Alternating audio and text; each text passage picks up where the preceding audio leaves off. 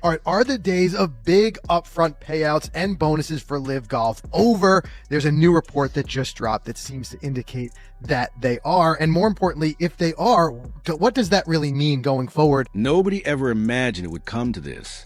Not from a league fueled by what everyone assumed were bottomless billions. Not from an operation that, on paper, seemed invincible, with enough money to poach the PGA's top stars, disrupt the traditional order, and even weather lawsuits flying like sparks across asphalt. And yet, here we are. The atmosphere is tense, murky, and full of questions nobody dares say out loud. The rumors are growing louder. Whispers from insiders hint at erratic money moves. And players are quietly asking the same loaded question that's impossible to ignore. Is LIV Golf actually bleeding cash? And if it is, did the downfall already begin behind the scenes? The vibe feels different now. Shaky, like something massive is slipping through the cracks, while everyone's trying not to blink first. For those who love untold golf stories and insider drama, this is a kind of chaos that demands attention, and for that, Golf Mode TV has consistently brought the real scoop every week. It sounds absurd at first glance. A league supposedly backed by limitless Saudi billions should never worry about cash. That was a dream everyone bought into when LIV Golf first appeared. Flashy, untouchable, unstoppable. Yet, rewind just 2 years and the signs start piling up. The unprecedented spending sprees, weak TV viewership, deals that flopped, sponsors ghosting, player frustration, and a chaotic merger saga, all of it suddenly paints a different picture. The illusion of infinite money starts to crumble, revealing a high-stakes gamble that burns cash faster than it can possibly be replenished. The red flags were there all along, masked in glossy press releases, hidden in financial filings, whispered by nervous insiders, and even joked about by PGA diehards. And over time, some of the players themselves started noticing the cracks. Quiet meetings, delayed payments, a hush-hush tone creeping through interactions. That's when the first doubts set in. Maybe this golden empire wasn't designed to last. Let's tear the situation wide open. The overspending was extreme, lavish tournaments with half-empty venues, ratings that tanked week after week, sponsors quietly pulling out, and players beginning to regret jumping ship. All of this stacked against mounting financial red flags that analysts, journalists, and even LIV's own partners whispering, could this empire already be collapsing? Because once you start connecting the dots, the seemingly wild idea of LIV in trouble begins to feel inevitable. From a very start, the math never added up. A new league, suddenly throwing money around like confetti at a parade, $100 million deals, $150 million contracts, and rumored hush-hush bonuses topping $300 million all up front. Private jets, 5-star hotels, personal chefs, prize purses so massive they dwarfed the PGA's marquee events. At first, the world shrugged. Saudi money, right? The bag never runs out. But insiders began side-eyeing the numbers almost immediately. Billions spent in under 2 years. Tournament budgets exploding overnight. Prize payouts flying faster than sponsors could keep up. Analysts who once championed LIV began sounding alarms. One called it financial chaos wearing a luxury mask. Another compared it to setting money on fire to see who panics first. And the golf world noticed the smoke. Early losses in the startup league are expected, but this wasn't just a dip. LIV Golf was bleeding cash at a rate that screamed panic. And those financial issues were only the beginning. The league desperately needed audiences, millions of loyal fans, not just headlines. Instead, week after week, events pulled weak ratings, sometimes dipping below 300,000 viewers nationwide. Some broadcasts didn't even crack the top 150 cable shows of the day. Analysts joked that the viewership looked like 2 a.m. infomercial traffic, and it wasn't far from the truth. Then came the humiliation of the CW network deal, meant to legitimize the league. It crashed spectacularly. Some CW stations refused to air tournaments, others replaced events with reruns, and a few ran random local shows instead. The deal essentially ghosted out of existence without a word, leaving LIV looking stranded. Streaming attempts fared no better, freezing feeds, missing broadcasts, and fans quickly losing interest. Even the innovative team format failed to capture attention. Viewers didn't care who captained which squad. The standings didn't stick. The whole idea fell flat. Without audiences, sponsors fled. Brands don't pay for empty stages, they pay for visibility, hype, and consistent engagement. Once the ugly rating sheets landed on their desks, several sponsors quietly pulled out, leaving LIV in a tense scramble.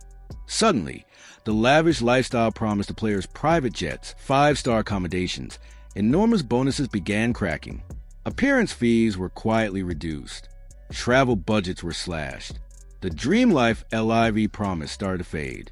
Players realized the massive contracts weren't based on infinite cash. They were based on a gamble. Behind the scenes, accountants scrambled to trim costs without alarming the roster, but even subtle cutbacks became impossible to hide. When millionaires start questioning the math, the vibes turn dangerous. Meanwhile, the PGA merger saga hit full force. What was sold as a strategic partnership began looking like a rescue mission. LIV backers were furious, feeling they poured billions into a venture that might fold right back into the system they tried to disrupt. Top players started demanding transparency. Questions about the merger's true purpose left even LIV's inner circle scrambling for answers. The bold, unstoppable narrative of LIV began to crumble, replaced by a sense of desperation and uncertainty. Financials were devastating. Analysts estimated LIV was burning $200 million annually, with insiders whispering closer to $400 million. Add in extravagant player contracts, non-stop private jet usage, marketing budgets larger than music festivals, broadcast bills, and event production costs, and the business model began to look impossible to sustain. The U.S. TV negotiations flopped. Investors ghosted on team valuations. Sponsors stayed away. Ticket sales lagged. Fan enthusiasm waned. What looked like unstoppable expansion now resembled a ticking time bomb dressed in luxury. Even unlimited money has a limit. Whispers of bankruptcy began circulating, not confirmed, but persistent. Social media exploded with speculation. Clips of empty stands went viral. Analysts highlighted disappearing sponsors. Fans openly questioned whether teams would survive the next season. The league, once marketed as golf's future, was suddenly a money pit, teetering on the brink. PGA loyalists called it the beginning of the end.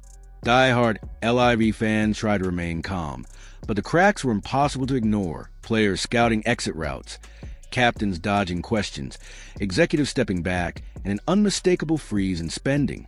All signs pointed to one massive, looming question. Is LIV truly running out of cash, or is this just a stage restructure? The pressure was everywhere. To perform, to prove money wasn't wasted, to attract real fans, real ratings, and genuine engagement. LIV's fate seemed decided in private boardrooms the public would never see.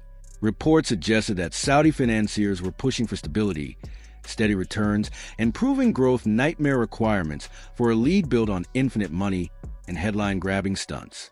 Inside LIV, heated debates raged. More teams or fewer, global expansion or retrenchment, aggressive spending or fiscal restraint. Players felt the squeeze, some clung to loyalty. Others glanced nervously back at the PGA. Survival, not rebellion, became the priority. Leverage had shifted. LIV once acted as golf's disruptor. Now the PGA smelled weakness and aimed to tighten control. Players caught in the middle worried about renegotiations, reduced bonuses, or even voided contracts if the league faltered. Analysts noted that the next phase wasn't about golf, it was about power. Who had money, influence, and political clout to survive? The PGA wasn't hesitating. The silence was deafening. Players weren't posting, executives weren't talking, and journalists chased shadows. Usually, thriving leagues flaunt successes, new deals, partnerships, growth numbers. LIV had none of that. Updates slowed. Official channels pushed highlight clips and merch drops, but no fresh news, no signings, no long-term clarity. The league seemed stalled, desperately buying time while figuring out next steps. Meanwhile, the PGA's voices grew louder. Legends, sponsors, and broadcasters hinted that LIV might be nearing its final stretch. Some speculated that the Saudi backers could quietly redirect funds into the merger, maintaining influence without running an entire league. If true, LIV's bold experiment, the billion-dollar rebellion, might fade in real time. Players faced uncertainty. Massive contracts, once untouchable, now seemed fragile. Funding slowdowns could trigger renegotiations or forced exits. Legal clauses might void deals that the league restructured or dissolved.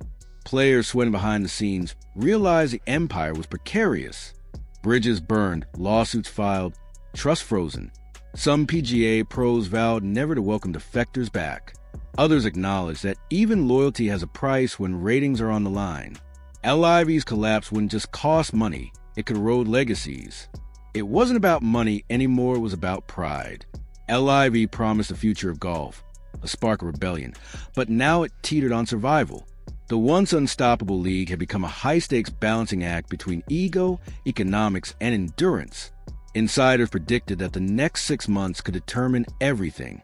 If backers pulled, or if the merger crumbled, LIV could go from bold innovation to an expensive cautionary tale almost overnight. The potential implosion might rival the largest financial misfires in sports history, a modern empire burning too fast and too bright. Yet a comeback story remained possible.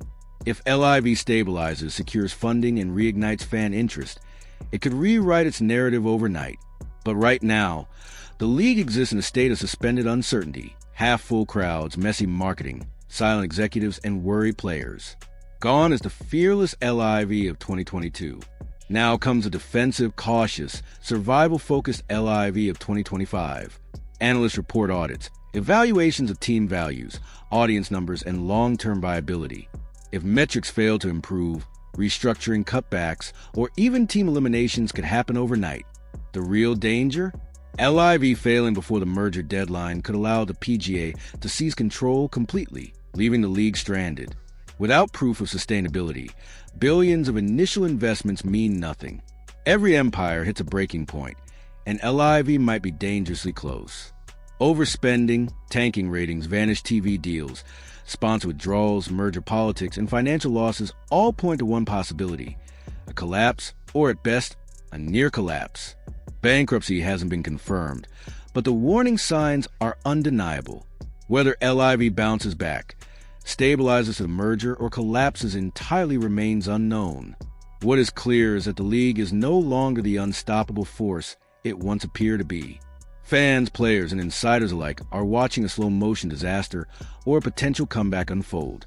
The next months will determine which scenario plays out: a league that rewrites golf history, or one that burns cash faster than it can recover, leaving a cautionary tale for sports financiers for decades. If you want the inside scoop on the wildest untold golf stories, subscribe to Golf Mode TV. Because right now, LIV's future isn't just uncertain, it's unpredictable, and every new development could shift the landscape of professional golf forever.